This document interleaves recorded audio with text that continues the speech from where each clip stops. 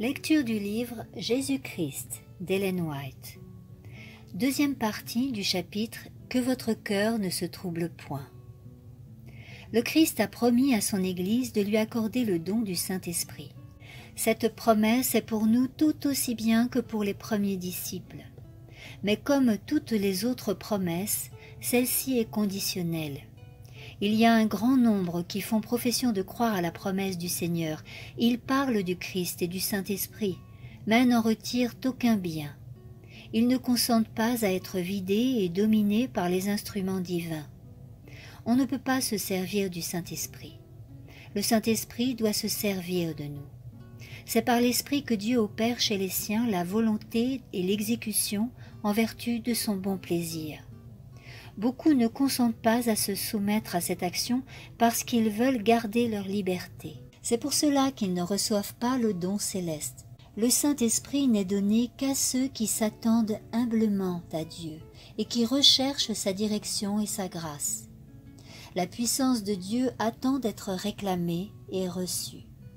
Cette bénédiction promise, quand elle est demandée avec foi, apporte à la suite toutes les autres bénédictions. Elle est accordée en proportion des richesses de la grâce du Christ, toujours prête à approvisionner l'âme dans la mesure où celle-ci est capable de recueillir ses dons. Dans ce discours adressé aux disciples, Jésus ne fit aucune allusion mélancolique à ses souffrances et à sa mort. Le dernier héritage qu'il leur légua fut la paix. Il dit « Je vous laisse la paix, je vous donne ma paix. Je ne vous la donne pas comme le monde la donne. Que votre cœur ne se trouble pas et qu'il ne craigne point. » Avant de quitter la chambre haute, le Seigneur chanta un cantique de louange avec ses disciples.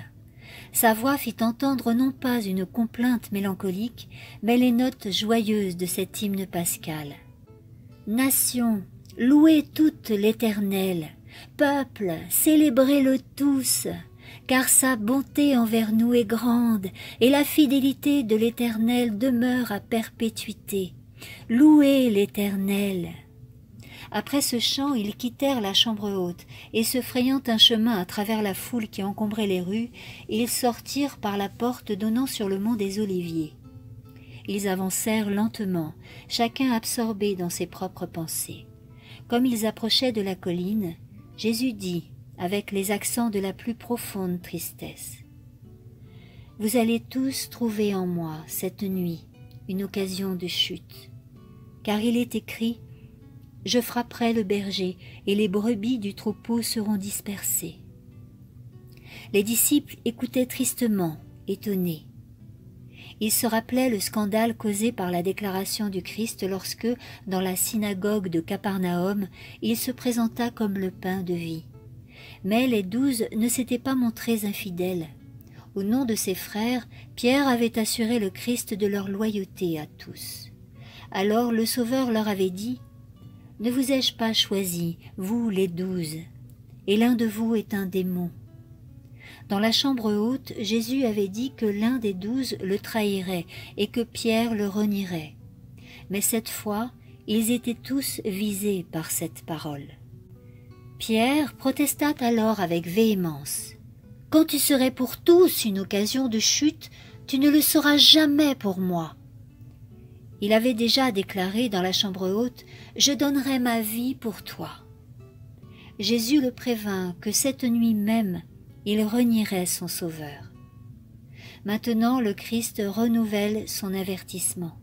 « En vérité, je te le déclare, que toi, aujourd'hui, cette nuit même, avant que le coq ait chanté 2 fois, tu me renieras 3 fois. » Mais Pierre disait encore plus fortement, « Quand même, il me faudrait mourir avec toi, je ne te renierai point. » Et tous les autres disaient la même chose. Ils étaient si confiants en eux-mêmes qu'ils osaient contredire l'affirmation renouvelée de celui qui savait toutes choses. Ils n'étaient pas prêts en vue de l'épreuve et ne comprendraient leur faiblesse qu'en face de la tentation.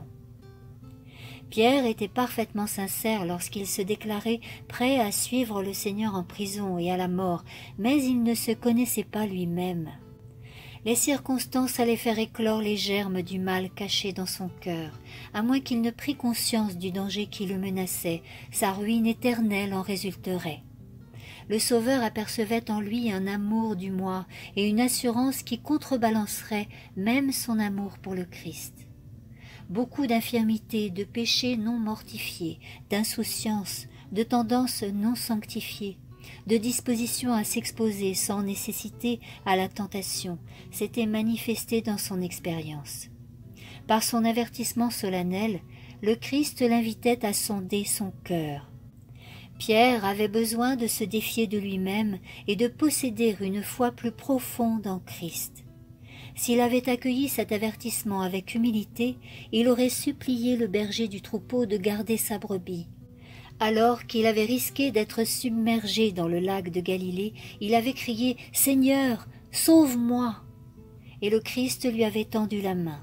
De même, il eût été gardé cette fois encore s'il avait crié à Jésus « Sauve-moi de moi-même » Mais Pierre avait l'impression que le Maître manquait de confiance en lui, et cela lui paraissait une injustice. Scandalisé par ce doute, il s'obstina dans sa fausse sécurité. Jésus considère ses disciples avec compassion. Il ne peut leur éviter l'épreuve, mais il ne les laisse pas sans consolation. Il leur donne l'assurance qu'il brisera les chaînes de la mort et que son amour pour eux ne faillira pas. « Après que je serai ressuscité, dit-il, je vous précéderai en Galilée. » L'assurance du pardon leur est donnée avant même le reniement. Après sa mort et sa résurrection, ils savaient qu'ils avaient été pardonnés et qu'ils pouvaient toujours compter sur la tendresse du Christ.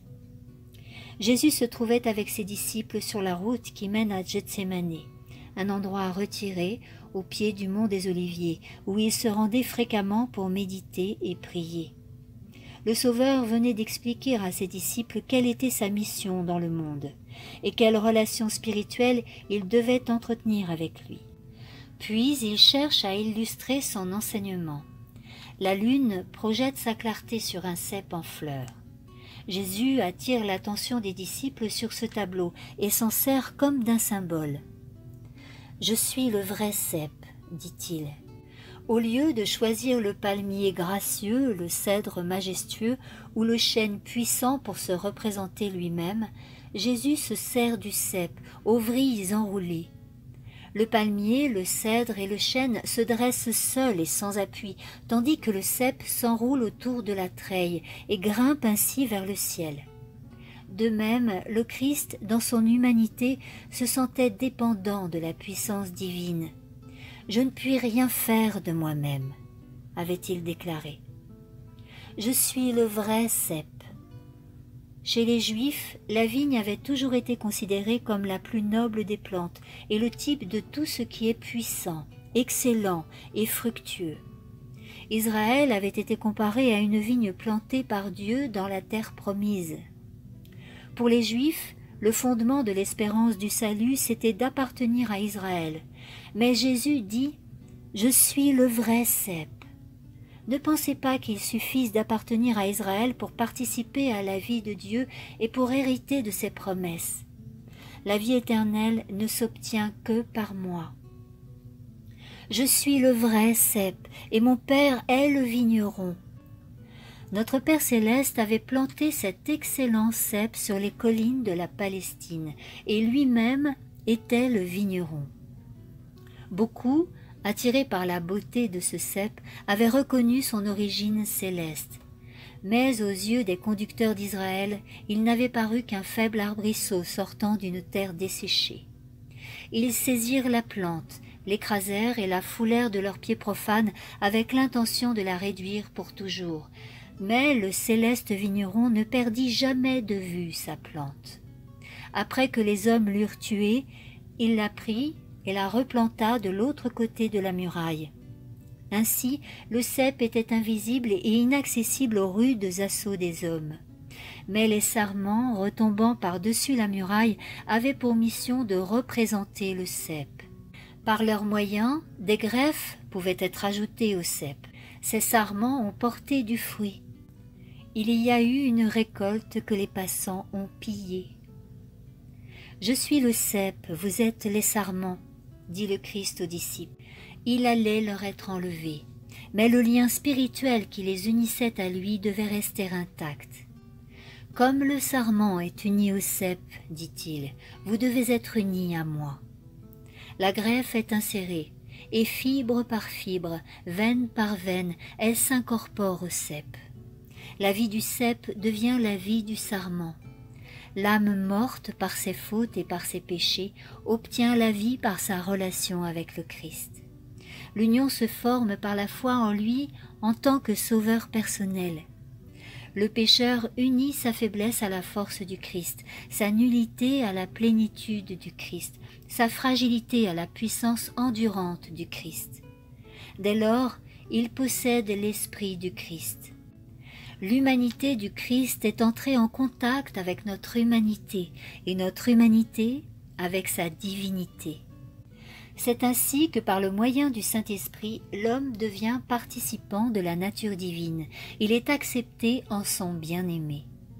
Une fois que cette union avec le Christ s'est formée, il faut la maintenir. Le Christ dit « Demeurez en moi, et moi, je demeurerai en vous ». Comme le sarment ne saurait de lui-même porter du fruit s'il ne demeure attaché au cep, de même, vous n'en pouvez porter si vous ne demeurez en moi. Il ne s'agit pas d'un contact occasionnel, d'une relation intermittente. Le sarment fait partie du cep. Entre la racine et les sarments, il y a une communion ininterrompue de vie, de force et de fécondité. Détaché du cep, le sarment ne saurait vivre. Vous ne sauriez davantage vivre en étant séparé de moi. La vie que vous avez reçue de moi ne peut se conserver que par une communion continuelle. Sans moi, vous ne pouvez vaincre un seul péché, ni résister à une seule tentation. Demeurez en moi, et moi je demeurerai en vous. Demeurer en Christ, c'est recevoir constamment son esprit, c'est vivre dans une parfaite soumission à son service. La voie de communication entre l'homme et Dieu doit être continuellement libre. Ainsi que le sarment tire constamment la sève du cep vivant, nous devons rester attachés à Jésus et recevoir de lui, par la foi, la force et la perfection de son caractère. La racine envoie la nourriture par le moyen des sarments jusqu'aux dernières ramilles. De même, le Christ communique à chaque croyant un courant d'énergie spirituelle. Aussi longtemps qu'une âme reste unie au Christ, elle ne risque pas de se dessécher ou de se corrompre. La vie du cep se manifeste dans les sarments par des fruits odorants. Celui qui demeure en moi, dit Jésus, et en qui je demeure, porte beaucoup de fruits. Car hors de moi, vous ne pouvez rien faire. Si par la foi nous vivons de la vie du Fils de Dieu, tous les fruits de l'Esprit paraîtront dans notre vie. Mon Père est le vigneron. Il retranche tout sarment qui ne porte pas de fruits en moi. Même alors que le sillon est uni extérieurement au cep, il se peut qu'il n'y ait entre eux aucune relation vitale. Donc pas de croissance ni de fécondité. Il peut aussi y avoir un rapport apparent avec le Christ, sans l'union réelle de la foi. Une profession de piété introduit les hommes dans l'Église, mais seul leur caractère et leur conduite prouvent leur intimité avec le Christ. S'ils ne portent pas de fruits, ce sont de faux sarments. Leur séparation d'avec le Christ les expose à une ruine aussi complète que celle qui attend le sarment desséché. Si quelqu'un ne demeure pas en moi, dit le Christ, il est jeté dehors, comme le sarment. Il sèche et on le ramasse, on le jette au feu et il brûle. Il émonde tout sarment qui porte du fruit, afin qu'il porte encore plus de fruits. Parmi les 12 qui avaient suivi Jésus, il en est un qui allait être retranché comme un sarment stérile. Les autres passeraient sous le sécateur d'une épreuve amère. Avec une tendresse solennelle, Jésus fit connaître le dessein du vigneron. L'émondage occasionne une douleur, mais c'est le Père qui manie le sécateur. Il ne travaille pas d'une main brutale ou d'un cœur indifférent. Il y a des sarments qui se traînent sur le sol et qu'il faut détacher des supports terrestres auxquels leurs vrilles se sont fixées, afin de les diriger vers le ciel pour qu'ils trouvent leur appui en Dieu.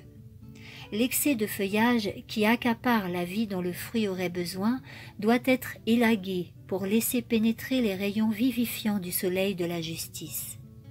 Le vigneron retranche les pousses nuisibles pour obtenir un fruit plus riche et plus abondant. Voici comment mon Père sera glorifié, dit Jésus, c'est que vous portiez beaucoup de fruits.